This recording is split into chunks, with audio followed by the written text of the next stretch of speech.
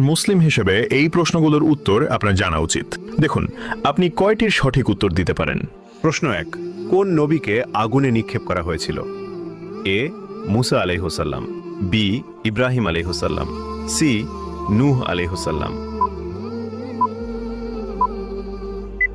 সঠিক উত্তরটি হবে অপশন বি, ইব্রাহিম আলাইহিসসালাম।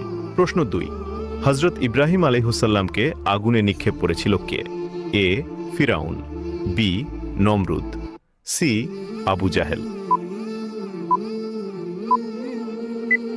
সঠিক উত্তরটি হবে অপশন বি, নমরুদ।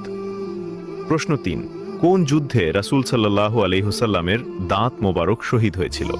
এ বদরের যুদ্ধ, বি উহুদের যুদ্ধ, সি খন্দকের যুদ্ধ। উত্তরটি জানার আগে ভিডিওটি শেয়ার করুন। একটি ভালো কথা শেয়ার করাও সাদাকা। এই জ্ঞানটি